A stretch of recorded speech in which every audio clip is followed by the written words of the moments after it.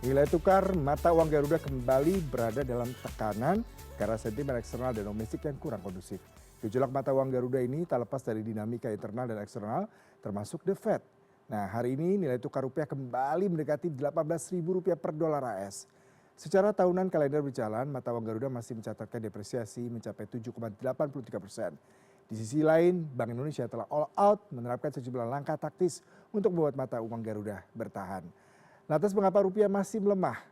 Nah, untuk membahas hal ini telah bergabung melalui sambungan virtual Fikri C. Permana, Head of Research KB Cavalry Sekuritas. Selamat pagi Mas Fikri.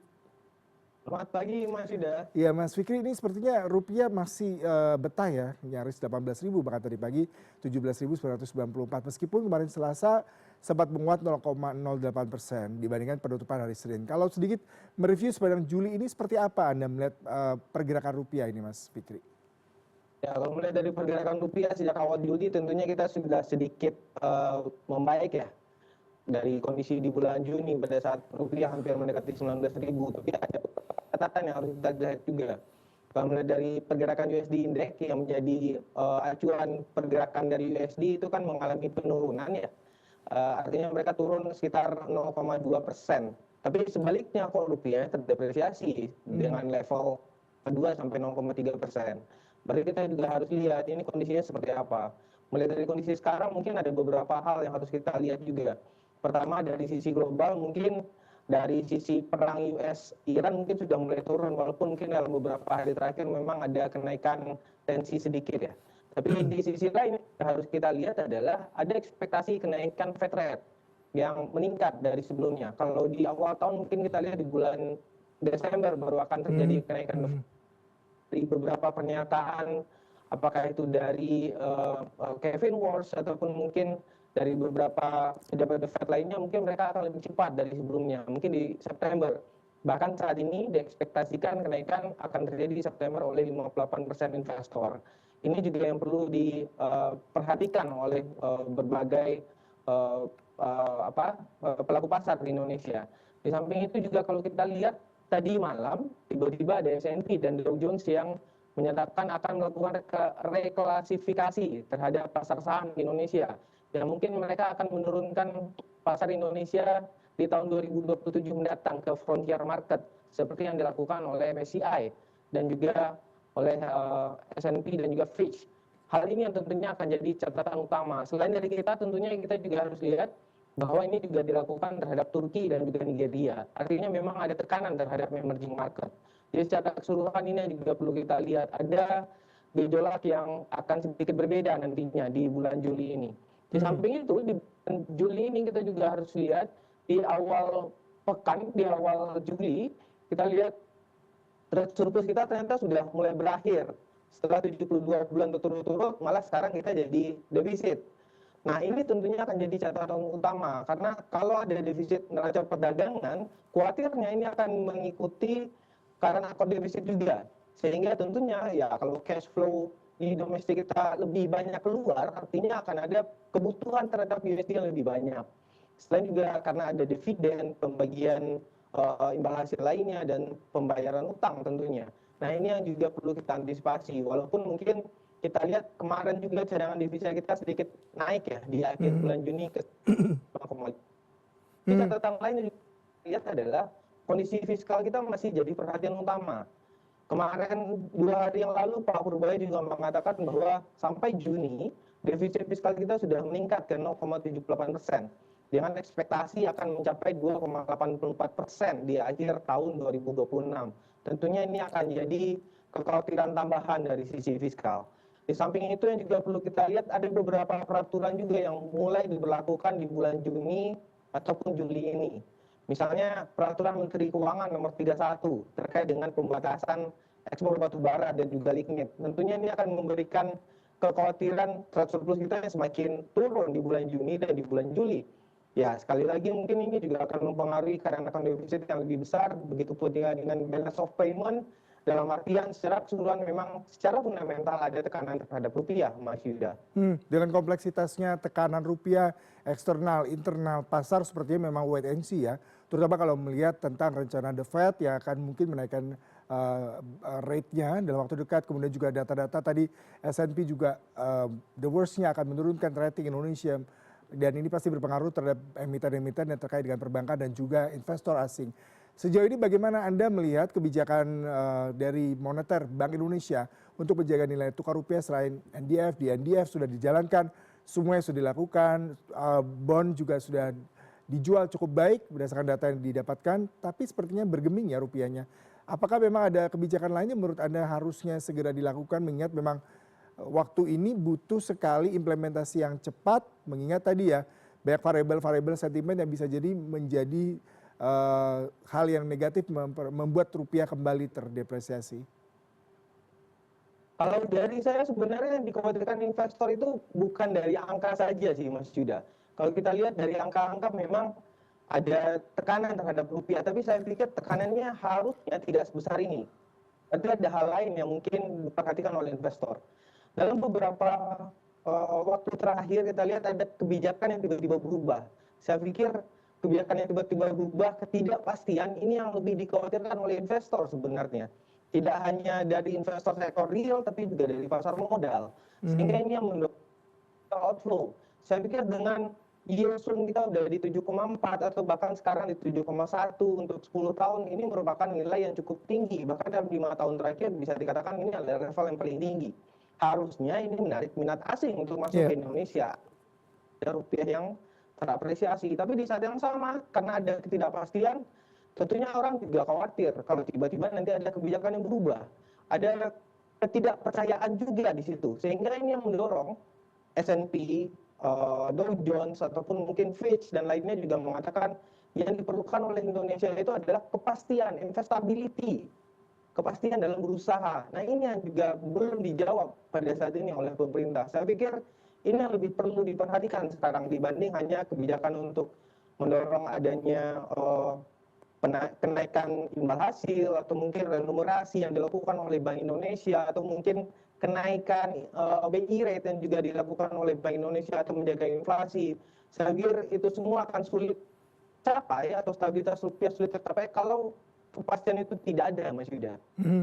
Mas Fikri, BI sendiri berdalih sebenarnya mata uang Garuda tidak hanya sendiri ya mengalami depresiasi. Kalau kita lihat Thailand, India, bahkan Rusia ini data dari Bloomberg sendiri mengatakan sudah mencapai 5,5%, melemahnya dibandingkan dengan bahkan negara-negara emerging market. Tapi mungkin kalau Anda bisa melihat secara background fundamentalnya seperti apa dengan negara-negara ini di mana mereka juga terkoreksi mata uangnya dan kenapa kita juga harus mengkhawatirkan sementara BI tadi mengatakan kita tidak harus merasa sendiri karena negara-negara tadi saya sebutkan juga mengalami kondisi yang serupa.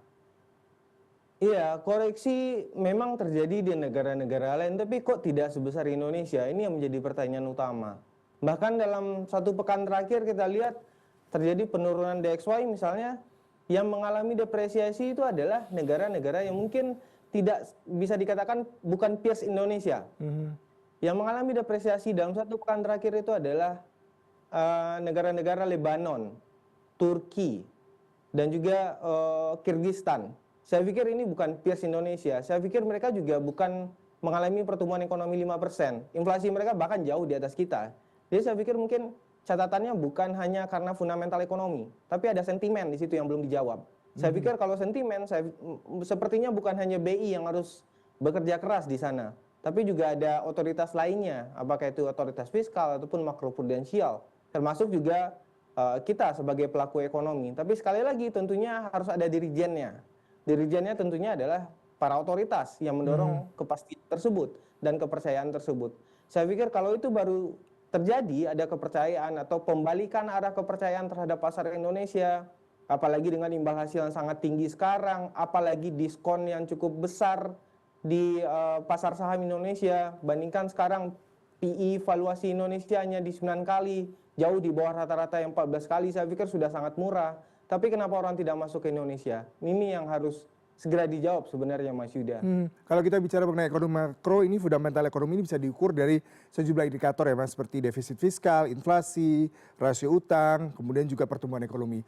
Dari beberapa indikator ini Anda melihat seperti apa sih kondisi fundamental Indonesia sehingga boleh jadi trust dari para investor dan juga pelaku pasar melihat Indonesia itu seperti apa sih Mas? Sehingga tadi Anda katakan ada ketidakpercayaan, ada ketakutan, ada kekhawatiran kebijakan-kebijakan ataupun dengan kondisi fundamental ekonomi Indonesia membuat mereka ragu ya untuk melakukan investasi di Indonesia.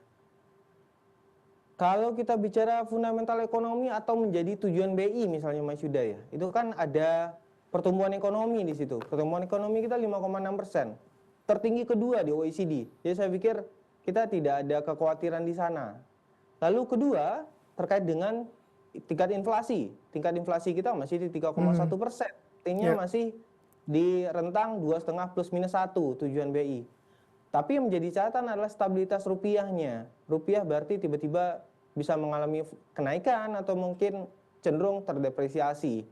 Saya pikir berarti ada aliran dana yang keluar di Indonesia di situ. Ada beberapa kebijakan yang sekarang didorong misalnya seperti Pusat Finansial Indonesia, tapi ya kita juga harus tunggu seperti apa bentuknya. Bahkan di saat yang sama juga ada beberapa kekhawatiran di sana. Sehingga mungkin ini yang juga perlu dilakukan oleh Bank Indonesia misalnya. Di samping itu dari sisi fiskal juga tentu kita juga berharap dari debt to GDP. Atau seharusnya yang jadi catatan bagi kami adalah seberapa besar APBN membiayai utang dari penerimaan negara. Atau berapa besar kita bisa mendorong penerimaan lebih tinggi, misalnya dari tax ratio. Dengan catatan ada beberapa berita terakhir bahwa ada yang tidak mau bayar pajak dan segala macam. Tentunya di kekhawatiran tambahan lain pada saat ada belanja yang kita coba tingkatkan lebih tinggi atau kita dorong pertumbuhan ekonomi dari sisi government expenditure. Nah, hal-hal seperti ini yang tentunya juga harus kita lihat Mas Yuda. Di samping itu kalau kita bicara Indonesia, kita juga harus melihat seberapa kompetitif Indonesia. Kita harus lihat dari PMI kita seperti apa. Kita juga harus lihat dari I-Core kita seperti apa. Nah, dua hal ini yang jadi nilai kurang dari kita pada saat ini. Pada saat I-Core kita terlalu tinggi, artinya untuk menghasilkan output jauh lebih tinggi dari sebelumnya, berarti ada nilai-nilai yang mungkin harus kita kurangi di situ Mas Yuda. Lalu menjadi pertanyaan adalah sampai kapan rupiah akan anjlok terdepresiasi berikut seperti ini ya Mas. Kalau mengutip pernyataan dari Gubernur BI Peri Warjio mengatakan bulan Juli ini akan membaik karena memang secara musiman ketika Mei, Juni itu ada pembayaran dividen, pembayaran hutang, dolar banyak digunakan untuk haji, tapi Juli hingga minggu kedua ini rupiah masih terkoreksi. Sebenarnya sampai kapan kondisi ini Mas kalau Anda prediksi? Sulit untuk mengatakan sampai kapan ya Mas Yuda, tapi kalau melihat dari siklus memang ada pembayaran dividen yang sudah berakhir, ada pembayaran utang yang sudah selesai biasanya di bulan Mei dan Juni. Tapi sekali lagi kalau memang masih ada ketidakpercayaan, kita masih lihat dari 6 hari perdagangan terakhir di bulan Juli ini kok setiap harinya terjadi net sell asing, kecuali hanya di tanggal 3 Juli. Itu pun juga tipis, hanya 7 juta rupiah. Berarti ada sesuatu yang dilihat oleh investor asing yang mungkin belum srek dalam tanda kutip di hati mereka untuk melihat Indonesia seperti apa. Walaupun di saat yang sama kita lihat sudah mulai ada net buy asing di SBN 4,6 triliun, tapi secara keseluruhan di tahun 2026 year to date masih ada net sell asing di SBN kita sekitar 60 triliun. Pada saat pemerintah sedang getol-getolnya menerbitkan surat utang, apakah dalam bentuk rupiah ataupun global bond.